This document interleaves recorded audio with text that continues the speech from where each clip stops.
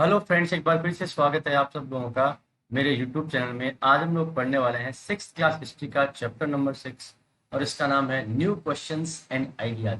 इस चैप्टर में हम लोग जानने वाले हैं कि किस तरह से हमारे जो बहुत बुद्धिमान लोग थे उनके दिमाग में कुछ क्वेश्चंस आए और किस प्रकार से बहुत सारे बुद्धिमान लोगों ने उन प्रश्नों के जवाब ढूंढे और उनसे जुड़े हुए बहुत सारे आइडियाज जो पॉपुलर हुए, उन सब के बारे में हम इस शानदार वीडियो में पढ़ने वाले हैं।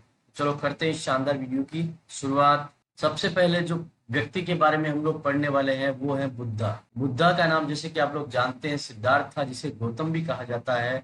वो बुद्धिज्म के फाउंडर हैं, जो कि लगभग लगभग 2500 ईयर्स पहले जन्मे थे और उस समय बहुत अधिक लोगों के जीवन में बदलाव देखने को मिलते हैं। उस समय कुछ लोग थे जो महाजन पद को बहुत अधिक पावरफुल बनाने में लगे हुए थे। कुछ नई सिटीज डेवलप हो रही थी और विलेज में भी लोगों का जीवन बहुत अधिक बदल रहा था। और बहुत सारे ऐसे थिंकर्स थे जो सोचते थे कि ये सारे जो चेंजेज हैं उनके पीछे कोई न कोई विशेष कारण है और वो ये जानना चाहते थे कि वास्तव में हमारे जीवन का वास्तविक मकसद क्या है, हमारे जीवन का वास्तविक मीनिंग क्या है। बुद्धा जो है वो एक छोटे से गण, जिसे कि शाक्य गण कहा जाता है, जो कि एक क्षत्रिय समूह था, उससे बिलोंग करते थे। जब वो एक यंग मैन थे तो उन्होंने अपने घर के सारे कंफर्ट्स को छोड़ दिया और ज्ञान की तलाश में निकल पड़े। कई वर्षों के लिए वो भटकते रहे, घूमते रहे, बहुत सारे लोगों से, विचारकों से, विद्वानों से वो मिले, लेकिन वो ज्ञान को प्राप्त नहीं कर पाए। अंततः उन्होंने सोचा कि वो ज्ञान का रास्ता खुद ढूंढेंगे और एक पेड़ के नीचे बैठ गए। बिहार में बोध गया के अंदर एक पीपल का पेड़ था, उसके नीचे वो बैठ गए। वहां पे बहुत दिनों तक साधना तपस्या की। वहां पे उन्हें ज्ञान की प्राप्ति हुई और उसके बाद में उन्हें बुद्धा कहा गया। बुद्धा का मतलब होता है बहुत ही बुद्धिमान व्यक्ति। उसके बाद में वो वहां से सारनाथ, जो कि वाराणसी के पास में है, वहां गए और वहां पे अपना पहला उपदेश, पहला रिलीजियस लेक्चर जो है वो दिया था। और उसके बाद में बाकी का उनका जो जीवन था वो एक जगह से दूसरी जगह लोगों को इस ज्ञान को बांटने में बिताया और अंततः कुशीनारा में उनकी मृत्यु हो गई थी।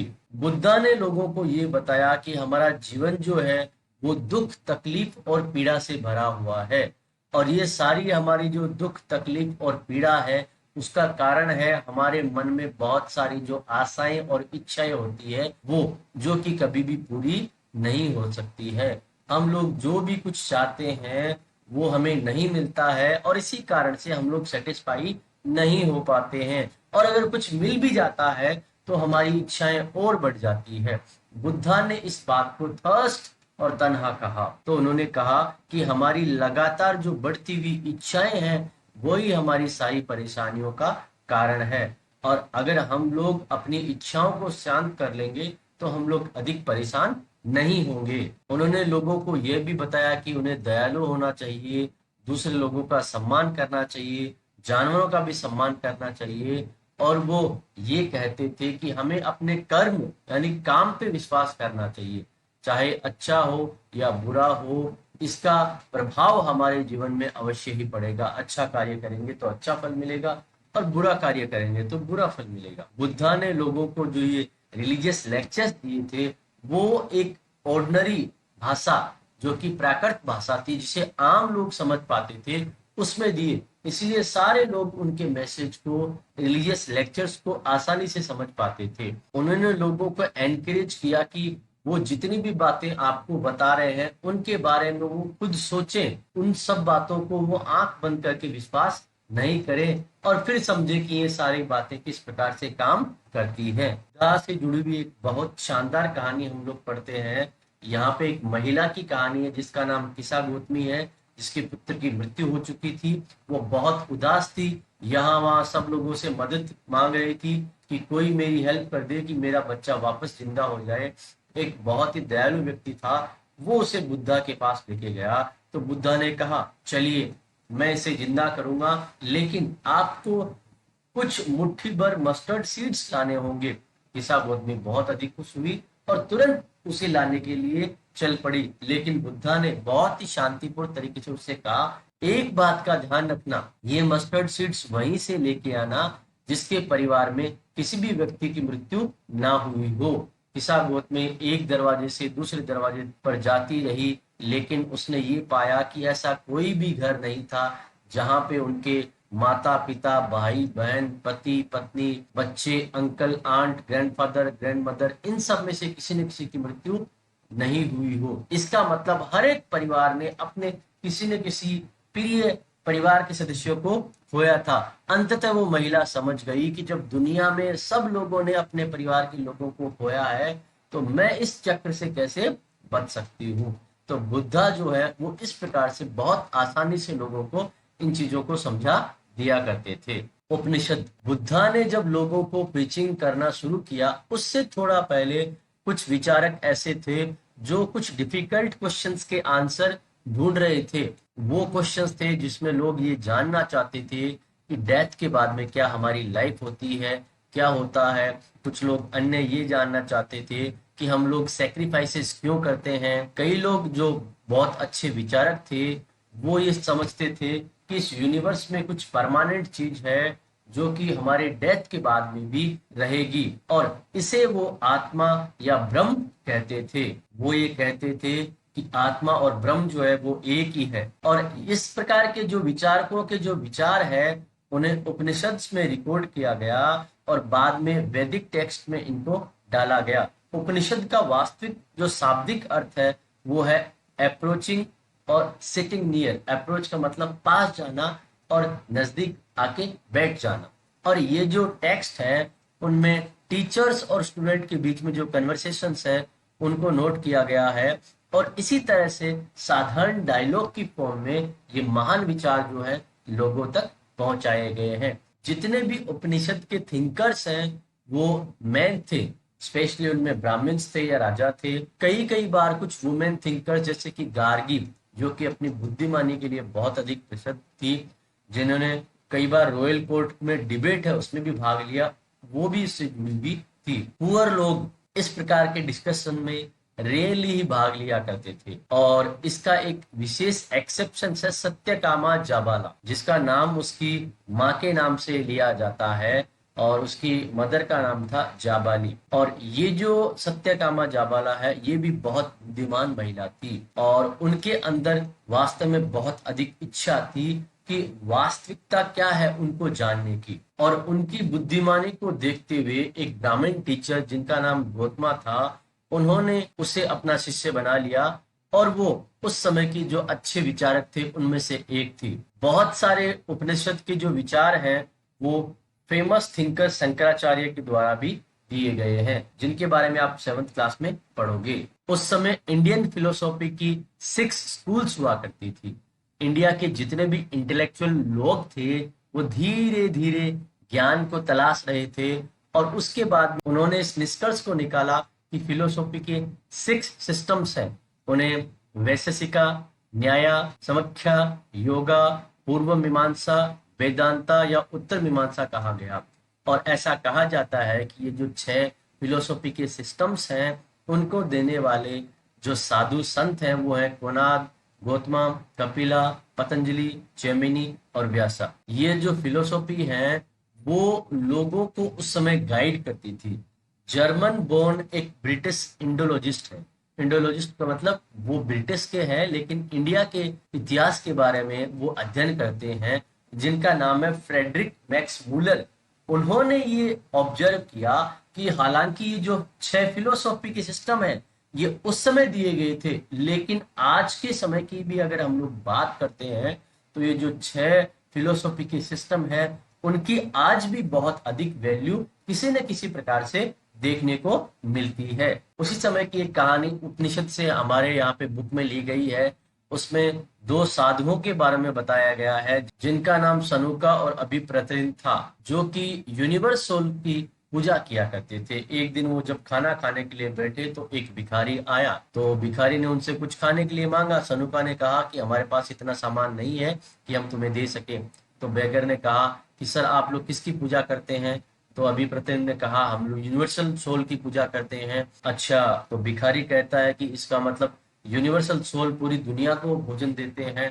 साधुओं ने कहा बिल्कुल देते हैं। तो भिखारी ने कहा अगर यूनिवर्सल सोल पूरी दुनिया को भोजन देते हैं तो वो मुझे भी भोजन देंगे, क्योंकि मैं भी इस यूनिवर्सल सोल या दुनिया का एक पार्ट हूँ। तो साधुओं ने कहा अरे हाँ, तुम तो बिल्कुल सही कह रहे हो। तो फिर वो भिखारी कहता है कि अगर उस यूनिवर्सल सोल ने मुझे भी भोजन देने का प्रॉमिस किया है तो आप लोग मुझे भोजन देने से मना क्यों कर रहे हैं। साधु लोग जो है उस बुद्धिमान बैगर की बात से सहमत हुए और अपना भोजन जो है उसके साथ में शेयर कर लिया। पाणिनि जो ग्रामरियन थे, हमारे संस्कृत के बहुत अधिक बड़े विद्वान थे, उनके बारे में हम लोग थोड़ा जान लेते हैं। उस समय जैसा कि बताया गया बहुत सारे थिंकर्स और स्कॉलर्स थे और उनमें से एक बहुत अधिक विद्वान व्यक्ति थे पाणिनि, जिन्होंने संस्कृत की ग्रामर को तैयार किया। उन्होंने वोवल्स और कॉन्सोनेंट को स्पेशल ऑर्डर में रखा ताकि उनसे कई प्रकार के फॉर्मूला बनाए जा सके जो कि एल्जेब्रा की तरह हो। और उन्होंने इनसे जुड़े हुए बहुत सारे रूल्स छोटे छोटे फॉर्मूले के रूप में लिखे थे। जैनिज्म के बारे में हम लोग पढ़ लेते हैं। जैनिज्म के अंतिम और 24 तीर्थंकरा जो थे वो थे वर्धमान महावीरा। इनका भी जो टाइम पीरियड है वो लगभग बुद्धा के समकालीन ही है, लगभग 2500 ईयर्स एगो। वो क्षत्रिय प्रिंस थे जो कि लिच्छवियों से संबंध रखते थे, एक ऐसा पार्ट जो वज्जी संघ का एक समूह था जिसके बारे में चैप्टर 5 में आप लोग पढ़ चुके हैं। 30 की एज में उन्होंने अपने घर को छोड़ दिया और जंगल में रहने के लिए चले गए। लगभग 12 इयर्स के लिए उन्होंने बहुत ही हार्ड और लोनली लाइफ को जिया और अंततः उन्हें ज्ञान की प्राप्ति हुई। उन्होंने सिंपल नियम लोगों को बताए। उन्होंने कहा कि जो व्यक्ति और महिला सच को जानना चाहते हैं उन्हें अपने घर को छोड़ना पड़ेगा। उन्होंने ये कहा कि उन्हें स्ट्रिक्ट रूल्स को फॉलो करना होगा, उन्हें अहिंसा को फॉलो करना होगा। इसका मतलब किसी भी प्रकार से दूसरे व्यक्ति और प्राणी को चोट नहीं पहुंचाना होगा, क्योंकि सभी लोगों के लिए जीवन जो है प्रिय है, चाहे वो मनुष्य हो या जानवर हो। साधारण लोग जो है वो महावीर की जो टीचिंग्स थी उनको समझ पाए, क्योंकि महावीर ने भी बुद्धा की तरह ये जो टीचिंग्स और रिलीजियस लेक्चर थे उनको लोकल लैंग्वेज प्राकृत में दिया था। और प्राकृत के भी कई रूप होते हैं जो हमारे देश में अलग अलग समय में अलग अलग प्रकार से चलते थे। और उस समय मगध में जो प्राकृत भाषा चलती थी उसे मगधी कहा जाता था। महावीर के जो फॉलोअर्स थे उन्हें जैन कहा गया, जो कि बहुत साधारण जीवन जीते थे, अपना भोजन मांग के अपना काम चलाते थे, वो बहुत ईमानदार हुआ करते थे, कभी चोरी नहीं करते थे और अविवाहित जीवन का वो पालन किया करते थे। अपने जीवन में हर एक वस्तु का वो त्याग किया करते थे, जिसमें वो अपने कपड़े भी त्याग दिया करते थे। इतने स्ट्रिक्ट जो रूल्स थे वो बहुत सारे लोगों के लिए मानना बड़ा मुश्किल था, लेकिन फिर भी हजारों की संख्या में लोगों ने अपने घर छोड़ दिए और उनके बताए रास्ते पे चलने लगे। और बहुत सारे लोग जो उनके रास्ते पे नहीं चल पाए, वो जो जितने भी जैन मॉन्क्स और नन्स थे उनकी सहायता करते थे, उनको भोजन प्रदान किया करते थे। जैनिज्म को मुख्यतः ट्रेडर्स का सपोर्ट मिला। फार्मर्स को अपनी फसल को बचाने के लिए इंसेक्ट्स को मारना पड़ता था, इसलिए उनके लिए इन रूल्स को फॉलो करना बड़ा मुश्किल था। हंड्रेड्स ऑफ ईयर के बाद में जैनिज्म जो है वो धीरे धीरे नॉर्थ इंडिया, गुजरात, तमिलनाडु और कर्नाटका तक पहुंच गया। महावीर और उनके जो शिष्य हैं उनकी जो टीचिंग्स है वो कई सेंचुरी तक ओरली लोगों तक ट्रांसफर होती रही।